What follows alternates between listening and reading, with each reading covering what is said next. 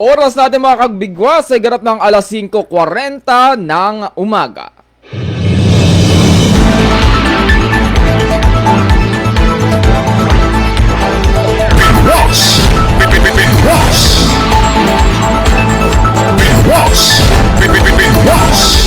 Magandang umaga lungsod ng Puerto Princesa at magandang umaga sa buong lalawigan ng Palawan. At gayon din magandang umaga Luzon, Visayas, Mindanao. Muli tayong magsasama-sama ngayong araw ng Miyerkules, Abril 29 taong 2026 para pa rin sa ating programang Arangkada Bigwas Balita. At akong inyong magiging tagapag-ulat ngayong umaga, Ronnie Abile.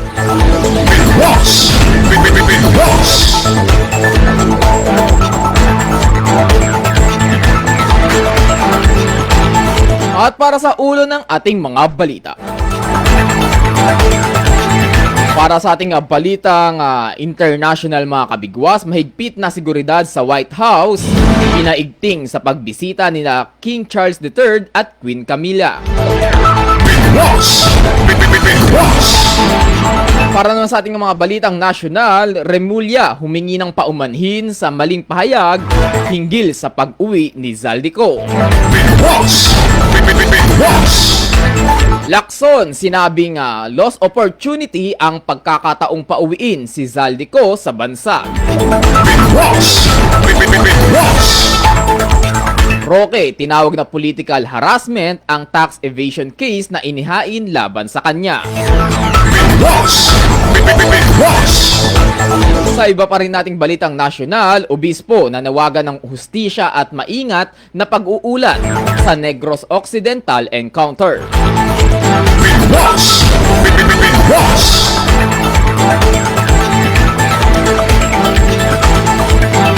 At para pa rin sa ating balitang nasyonal, price hikes posibleng magtagal hanggang sa katapusan ng 2026. Oras sa ating mga kabigwas, sigarap ng alas 5:42 ng umaga at tayo magpapatuloy para sa detalye ng ating mga balita.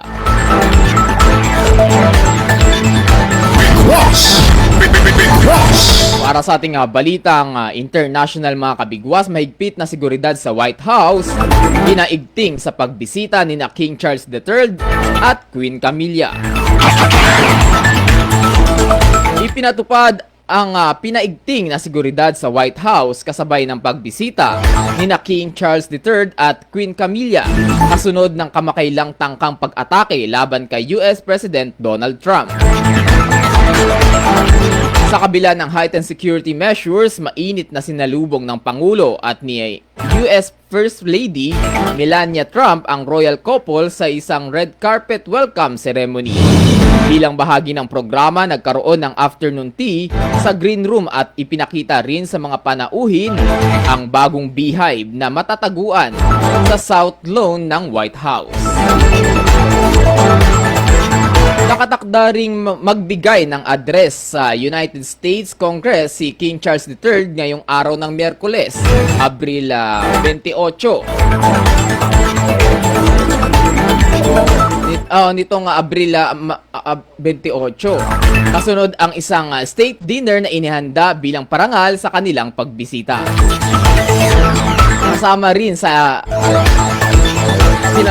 Kasama rin ang pagpunta sa 9/11 Memorial New York bilang bahagi ng kanilang opisyal na paglalakbay, kung saan ang naturang pagbisita ay bahagi ng paggunita sa ika-250 anibersaryo ng kalayaan ng Estados Unidos. Sa kabila ng umiiral na tensyon dulot ng sigalot sa gitnang silangan, binigyan din ng panig ng monarkiya na nananatiling matatag at matibay ang ugnayan ng Estados Unidos at United Kingdom.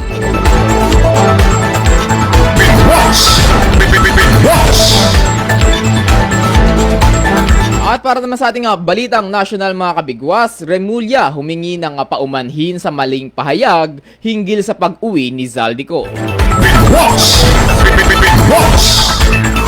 Humingi ng paumanhin si DILG Secretary John Vic Remulla kaugnay ng kanyang naunang pahayag tungkol sa inaasahang pagbabalik sa Pilipinas ng puganteng dating mambabatas na si Elizalde Co. Nauna nang sinabi ni Remulla na posibleng maibalik sa bansa si Co sa loob ng 1 hanggang 3 linggo matapos ang ulat ng pagkakadetine nito sa Czech Republic.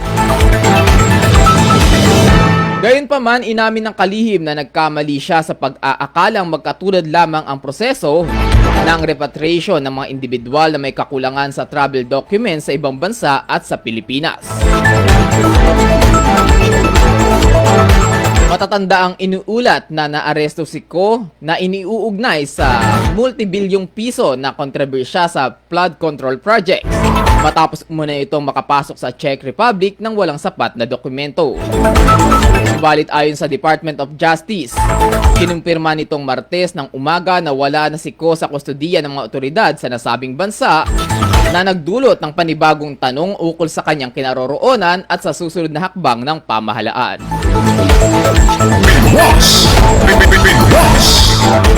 Oras natin mga kabigwas sa ganap ng alas 5:46 ng umaga ay magpapatuloy para sa sa ating balitang nasyonal.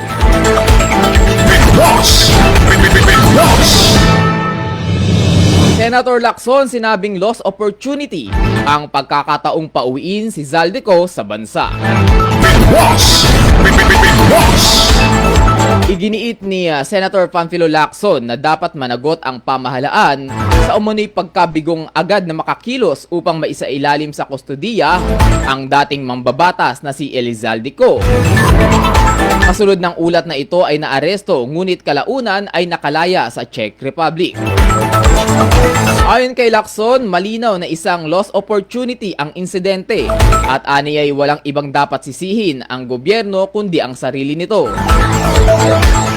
Binanggit niya na ang kabiguang kumilos agad sa kabila ng napapanahong impormasyon mula sa Czech authorities ay naglagay sa bansa sa isang nakakahiyang sitwasyon sa harap ng publiko.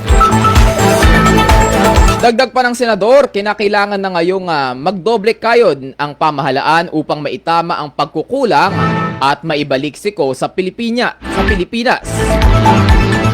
Aniya, mahalagang maipakita ng gobyerno ang seryosong intensyon nito na papanagutin hindi lamang si Co kundi pati ang mga umano'y kasabwat nito sa mga kasong kinakaharap. Samantala, kinumpirma naman ni Department of Justice Secretary Frederick Vida na wala na sa kustodiya ng Czech Republic si Co matapos itong maaresto dahil sa paglabag sa immigration laws.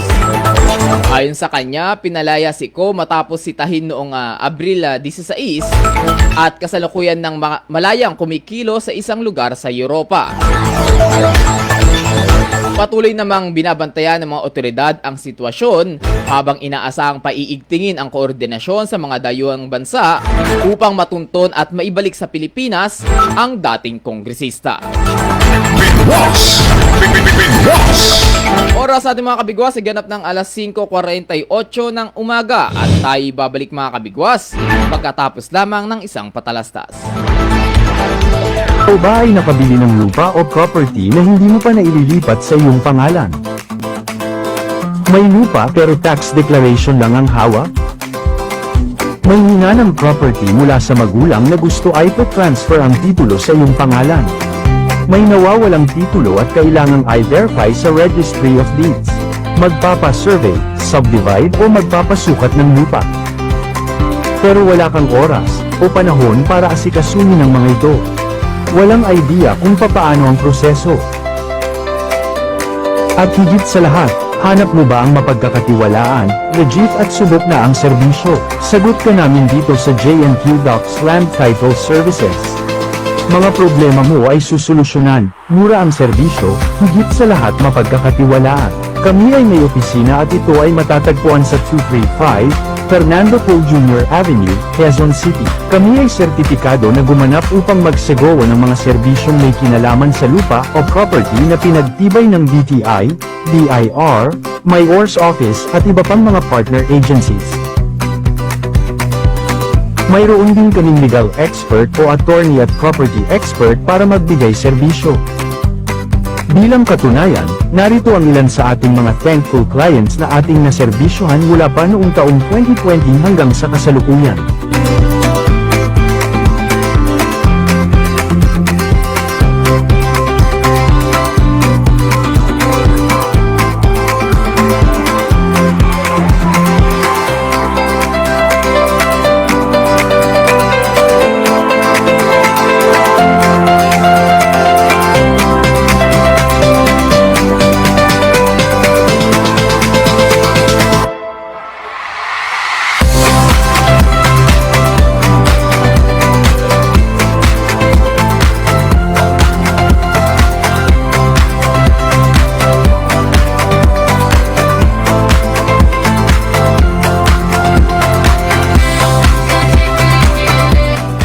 Kaya naman huwag na magpatumpik-tumpik pa, kumonsulta na sa J@Q Docs Land Tutoring Services. Nakakasiguro ka sa tapat, mura, at dekalidad na serbisyo.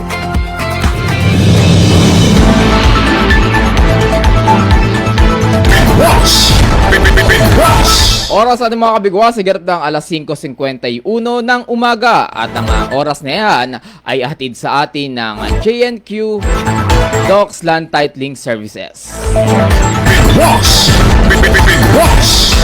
At tayo magpapatuloy mga kabigwas para pa rin sa ating balitang nasyonal.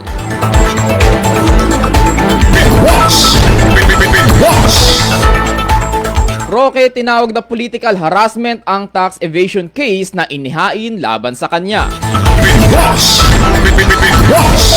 Iginiit ni Attorney Harry Roque na bahagi umano ng isang continuing pattern ang kasong tax evasion na isinampa laban sa kanya at sa kanyang mga kasamang respondent na anyay layong gipitin ang mga sumusuporta sa nakaraang administrasyon. Ang kaso ay inihain ng Bureau of Internal Revenue sa Department of Justice laban kay Roque sa kanyang asawa na si Myla Reyes Roque at Percival Sason Ortega. Ito ay kaugnay umano sa mga paglabag sa buwis na may kinalaman sa Bianchan Holdings and Trading Incorporation, isang kumpanyang dating umanong pagmamay-ari ng grupo. Sa kanyang pahayag, isinabi ni Roque na naniniwala siyang may bahid ng politika ang isinampang kaso at bahagi ito ng umano'y pagtatangka na i-pressure at takutin ang mga personalidad na iniuugnay sa nakaraang pamahalaan. Samantala, ipinaliwanag ng Bureau of Internal Revenue na batay sa kanilang investigasyon, nabigo umano ang mga respondent na magsumiti ng kinakailangan tax returns at magbayad ng tamang buwis kaugnay ng paglilipat ng shares of stock at pagtaas ng authorized capital stock ng nasabing kumpanya. Samantala, patuloy namang dadaan sa legal na proseso ang kaso habang inihintay ang susunod na hakbang ng Department of Justice sa pagsusuri ng mga ebidensya. Sa iba pa nating balitang nasyonal, obispo na nawagan ng hustisya at maingat na pag-uulat sa Negros Occidental encounter. Nanawagan si Bishop Gerardo Alminaza ng Diocese of San Carlos ng hustisya at pag-iingat mula sa mga otoridad, media at publiko kaugnay ng naganap na sagupaan sa Toboso, Negros Occidental na ikinisalawi ng 19 na katao, kabilang ang 2 estudyante at isang mamamahayag. Sa kanyang pahayag, hinimok ng obispo ang mga otoridad na gamitin ang kanilang kapangyarihan ng may pagpipigil, kababaang loob at pagiging bukas sa pagsusuri ng publiko. Binigyang diin niya na mahalagang mapanatili ang tiwala ng mamamayan sa gitna ng kontrobersiya. Pinayuhan din niya ang mga media at mga digital platform na panatilihin ang integridad sa pag-uulat, iwasan ang mga sensasyonalismo at huwag pasamantalahin ang imahe ng karahasan para sa pansariling interes. Ayon sa kanya, nararapat igalang ang dignidad ng mga nasawi sa anumang paraan ng pagbabalita.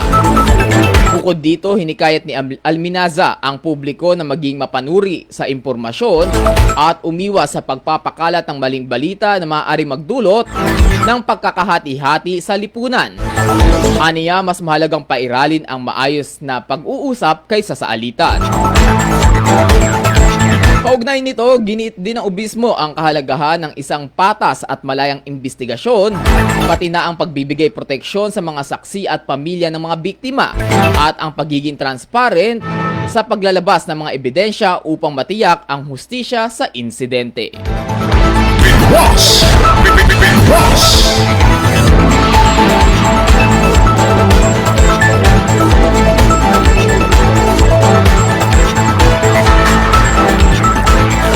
At oras natin mga kabigwas ay garat mga alas 5:55 ng umaga at tayo magpapatuloy pa rin para sa ating balitang nasyonal. Oil price hikes posibleng magtagal hanggang sa katapusan ng 2026. Inaasahang magpapatuloy ang pagtaas ng presyo ng langis hanggang sa katapusan ng taon. Ito ay ayon sa Department of Energy, bunsod ng nagpapatuloy na tensyon at giyera sa gitnang silangan.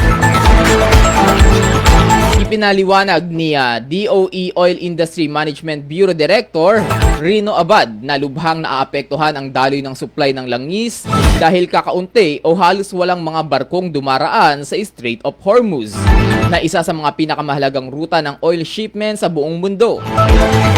Ito ay dulot ng mahigpit na blockade ng US Navy sa kabila ng umiiral na ceasefire sa pagitan ng Estados Unidos, Israel at Iran. Ayon kay Abad, umaasa ang ahensya na magtutuloy-tuloy ang kasalukuyang tigil putukan upang muling makadaan ang mga oil tanker na maaaring magdulot ng unti-unting pagbaba ng presyo ng langis. Dagdag pa niya ang isang pangmatagalang kasunduan, pangkapayapaan sa pagitan ng mga sangkot na bansa ang itinuturing na pinakamainam na solusyon. Dahil sa ganitong paraan ay posibleng bumalik ang presyo ng langis sa antas bago ang krisis.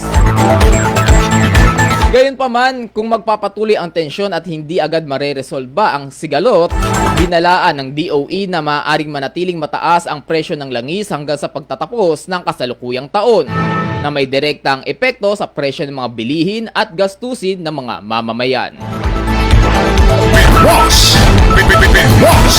At oras natin mga kabigwas ay ganap ng alas 5:57 ng umaga. At yan ang ating mga nakalap na balita mga kabigwas ngayong araw ng Miyerkules para sa ating programang Arangkada Bigwas Balita. Sa kalan pa rin ng aming General Station Managers kay Ma'am Yumi Cascara, sa aming Program Director Sir Jeffrey Balahonda, sa aming News Director kay Ma'am Bruce Dingding, sa aming mga technical staff kay Tech Leo at Tech Neuron. Ako ang inyong naging tagapag-ulat ngayong umaga, Ronnie Abile. Maraming salamat mga kabigwa sa inyong pagsubaybay at isang mapagpalang umaga sa ating lahat.